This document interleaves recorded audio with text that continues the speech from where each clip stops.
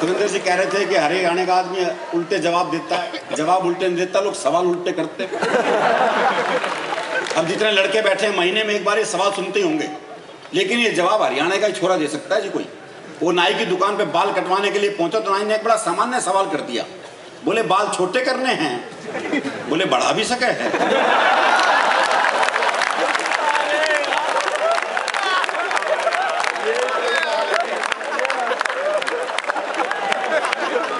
सोचने वाली बात जो काम तेरे बस की नहीं हो, पूछ क्यों रहा? वो एक बूढ़ा बैठा बीड़ी पी रहा था, तो एक ने पूछ लिया, बोले ताऊ बीड़ी पीवे है? अब कायदे से सवाल गलत भाई, जब तुझे दिख रहा है वो बीड़ी पी रहा है तो ये फालतू का सवाल कर क्यों रहा?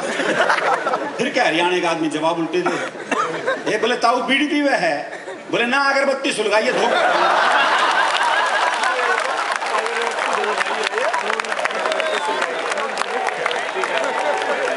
वो एक चौधरी कुत्ते को घुमा रहा था, तो एक ने पूछे, बोले चौधरी कुत्ते ने घुमावा है?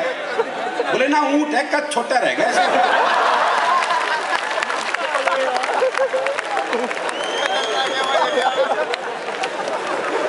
वो एक अर्थी जा रही थी, लोग राम नाम सत्य करते हुए जा रहे थे, तो जो मरा था उसके छोरे से ही एक ने पूछा, बोला यो मर गया के?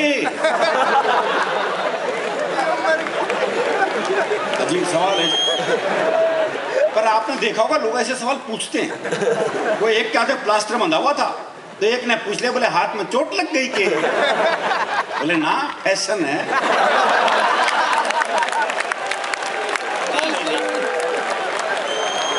वो एक की भैंस कट गई रेल से, तो उसने रेलवे पर मुकदमा कर दिया, तो जज ने इंजन ड्राइवर को बुलाया और पहला ही सवाल उससे ऐसा किया, बोले जब ये भैंस कटी तो ये पटरियों पे थी? बोले ना जी, खेत में चल रही थी। वो तो इंजन की नीयत खराब होगी उसका।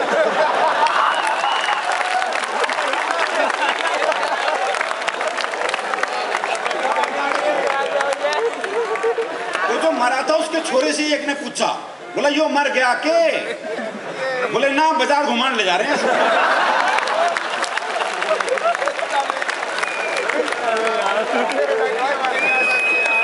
बाजार घुमान ले जा रहे हैं इसमें, शाम को घर छोड़ देंगे, और तू कहे तो तेरे घर छोड़ दे।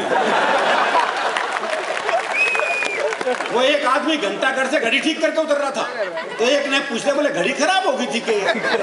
बोले ना, कमजोर है, टाइम देखने गया था।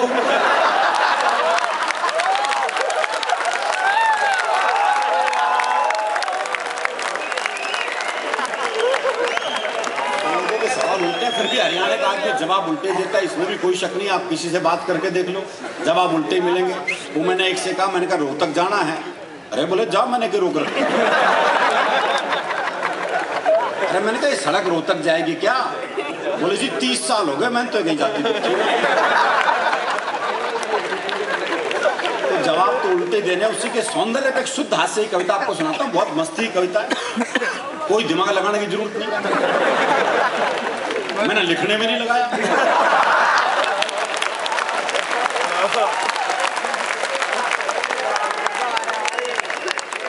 इतनी भ्रष्टाचार की बातें हुई, रामदेव जी की जिक्र हुआ। रामदेव जी क्यों भागे? आपने देखा होगा ना दृश्य, भागे थे मंच से भाग के। तो क्यों भागे थे? दरअसल लोग नारे ला रहे थे, रामदेव जिंदाबाद, रामदेव जिंदाबाद। अगले ने सुना, रामदेव जिंदा भाग।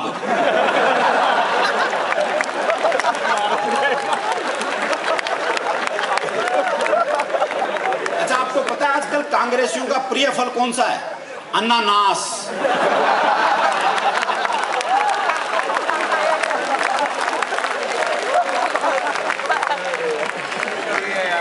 बोले जी 125 करोड़ लोग भ्रष्टाचार के खिलाफ है। अरे खिलाफ है तो कर कौन रहा है, ये समझ में नहीं आ रहा।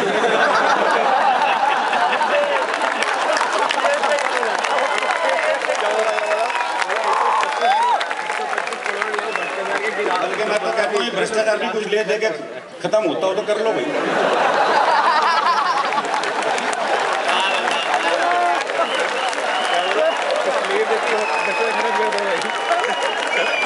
वो अफजल गुरु और कसाब आपस में बात कर रहे थे, तो अफजल गुरु ने कहा, बोले ये लोकपाल हमसे भी खतरनाक है क्या?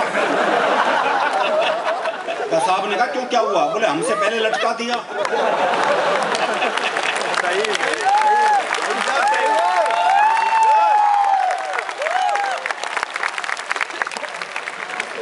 उसी को दरअसल क्या है, हमारे खून में व्याप्त है कि ऐसे थोड़ी खत्म हो। मेरा एक दोस्त है, वो बिना हेलमेट के चल दिया तो पुलिस वाले ने पकड़ लिया, बोले इधर जा चलान कटेगा। अरे बोले कुछ ले रहा हूँ, नक्की कर। अच्छा ये सुविधा हमारे देश में, उसे खत्म करना चाहते हैं, बताओ। आम आदमी को एक सुख प्राप्त है, उसे सुख लेने नहीं देते। बोले कुछ ले ला, नक्की कर बच्चा, 100 रुपए दे और निकल जा। अरे बोले चला तो जाऊंगा, अगले चौराहे पे और मिलेगा, कहां तक बांटता फिरूंगा। बोले कोई भी मिले उससे कह दियो लिम्का। ठीक है चल दिया, अगले चौराहे पे पुलिस वाला मिल गया, बोले हेलमेट, बोले लिम्का, बोले निकल जा। अगले दिन जानबूझ के बिना हेलमेट के चल दिया जी, बोले अब तो लिम्का है अपने पास। तो चौराहे पे पुलिस वाला मिल गया, बोले हेलमेट, बोले लिम्का, बोले इधर आजा बेटे आज थम्स अप है।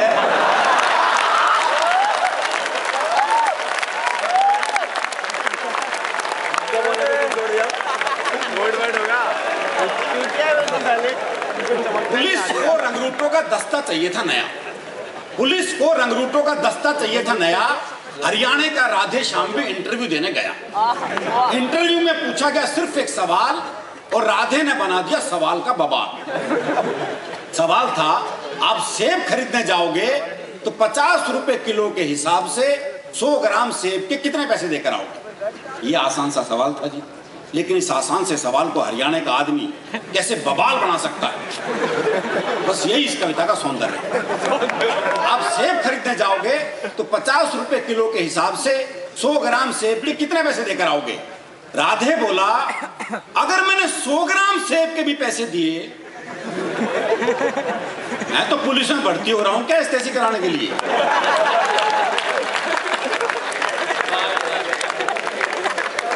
अगर मैंने 100 ग्राम सेब के भी पैसे दिए तो पुलिस में भर्ती हो रहा हूं क्या एसटीसी कराने के लिए। साहब को जवाब में मजा आया, उन्होंने सवाल को आगे बढ़ाया। अच्छा मैं खरीदने जाऊं तो मुझे कितने के मिलेंगे? राधे बोला आवाज करो, पूरी पेटी आपके घर भिजवा देंगे। अच्छा तुम्हारी पत्नी तो पुलिस में नहीं है ना, वो जाएगी तो 100 ग्राम सेब के कितने पैसे देकर आएगी? राधे बोला साहब मैं अपनी पत्नी को आपसे ज्यादा जानता हूं, उसे खरीदारी का है बहुत चाव, पर उसे 100 ग्राम खरीदने होंगे तो 100 ग्राम का पूछेगी भाव।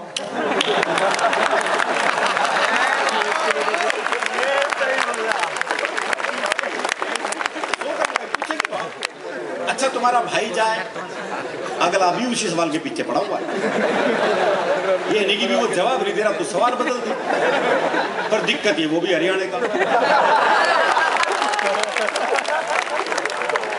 अच्छा तुम्हारा भाई जाए जी, भाई को तो मैंने कई बार बाजार जाते देखा है, पर वो तो कहीं पौवा तो भी गुटका लाता है, सेब लाते तो मैंने आज तक नहीं देखा।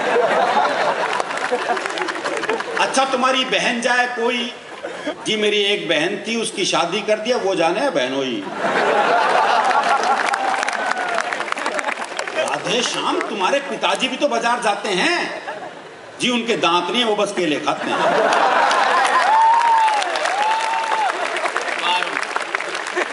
उनके दांत नहीं बस केले खाते हैं। आप मुझे एक बात बताओ श्रीमान, तनख्वाह तो दोगे एक आदमी की और सेब खरीदने पे लगा दिया पूरा खानदान, सेब खरीदने पे लगा दिया पूरा खानदान। अच्छा छोड़ो, कोई आम आदमी जाए तो वो 100 ग्राम सेब के कितने पैसे देकर आए? आम आदमी का नाम सुनते ही राधे श्याम सीरियस हो गया थोड़ा, बोला अजी साहब आप लोगों ने आम आदमी को सेब खरीदने लायक ही कहां छोड़ा?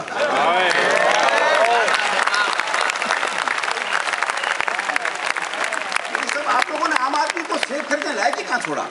आम तो सेब का ठेला लगाता है, खरीदने तो खास ही जाता है। आम तो सेब का ठेला लगाता है, खरीदने तो खास ही जाता है। अच्छा कोई खास आदमी जाए तो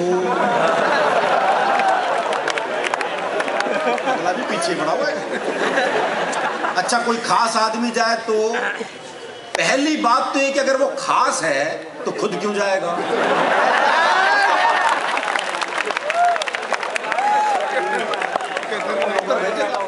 और आपके कहने से चला भी जाएगा तो क्या सिर्फ 100 ग्राम खरीद के लाएगा?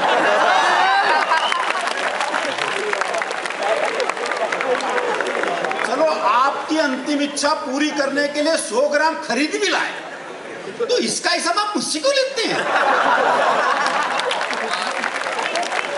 हिसाब बताएंगे उसके सीए जिन्हें वो तनख्वाह देते हैं। चलो इस सवाल को यहीं छोड़ते हैं, इंटरव्यू का रुख अब दूसरी तरफ मोड़ते हैं। देखो साहब, ये तो है सरासर परे। दूसरा सवाल बाद में आएगा, पहले आएंगे 100 ग्राम से। पहले आएंगे 100 ग्राम से। तुम्हारा कोई दोस्त है राधेश्याम? हाँ जी है, सीताराम।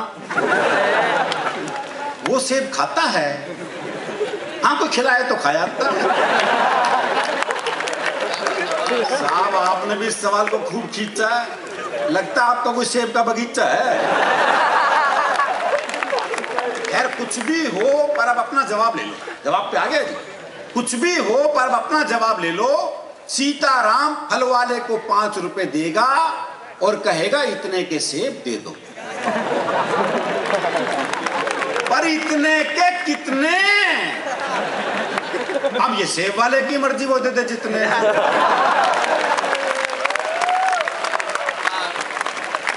राधे श्याम, तुमने तो जरा सी बात का बना दिया बवाल। राधे बोला साहब मुझे तो शुरू से पसंद नहीं है सवाल। मुझे तो शुरू से ही पसंद नहीं है सवाल। मेरे विचार में आज संसार में जितनी भी गड़बड़ है असल में सेब ही उसकी जड़ है। दर्शन तो आ गए, चिंतन तो आ गया, पर जवाब देख लीजिए। मेरे विचार में संसार में जितनी भी गड़बड़ है असल में सेब ही उसकी जड़ है। अगर उस दिन आदम और हव्वा वो एक सेब नहीं खाते तो ना मैं आता ना आप यहाँ आते। ना मैं आता ना आप यहाँ आते, ना 100 ग्राम होता ना 500 ग्राम, ना आप साहब होते ना मैं राधेश्याम।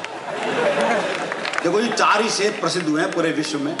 एक जो वो आदम और हव्वा ने खाया जिसका परिणाम हम देख ही रहे हैं। एक वो जो न्यूटन के ऊपर गिरा। बच्चे सोचते हैं उस दिन वो नारियल के पेड़ के नीचे क्यों नहीं बैठा था।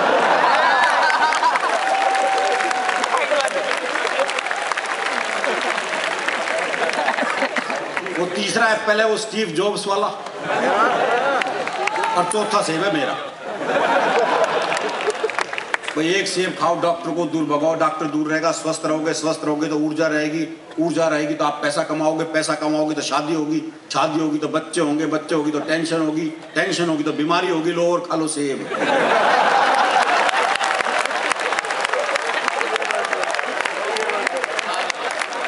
इंटरव्यू का ये हुआ परिणाम कि आजकल राधेश्याम सब्जी मंडी में डंडा फटकारते हैं, खुद तो भरपेट खाते हैं और साहब के लिए 100 ग्राम भिजवाते हैं। साहब के लिए 100 ग्राम।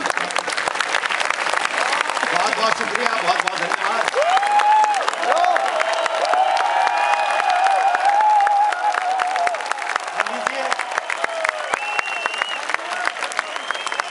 उस कवि को बुला रहा हूं जिन्होंने हास्य रस को पूरे विश्व में पहचान दी। भारतीय समय की सीमाएं हैं, हमें समय का ध्यान रखना। मैं उनको बुलाते सुना दूंगा, चिंता मत। सुरेंद्र शर्मा जी भी हरियाणा के हैं और हरियाणा में भी उस स्थान के हैं जब बीरबल पैदा हुआ था। अरे यार देखो जी, हरियाणा में तो एक ही पीस पैदा करा है, वही कमाल करें हम। देखो एक बाबा रामदेव लेके आए हम, पूरी दुनिया सांस लेना सीख गई। एक वो हम लाए मल्लिका शेरावत,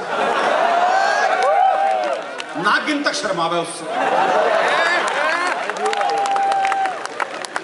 एक वो हमारा प्रिंस गिरा था बच्चा 60 फुट गहरे गड्ढे में, क्या ऊंचाइयां प्राप्त की। गड्ढे में गिर के ऊंचाई हरियाणा का छोरा प्राप्त कर सके। अच्छा उसके बाद तो फैशन हो गया जहाँ गड्ढा दिखे बच्चे गिरने शुरू हो गए। लेकिन वो बात कोई नहीं ला पाया जो प्रिंस लाया। और एक फिर हमारी कल्पना चावला जब वो अंतरिक्ष में गई और जो ऊंचाइयां उसने प्राप्त की।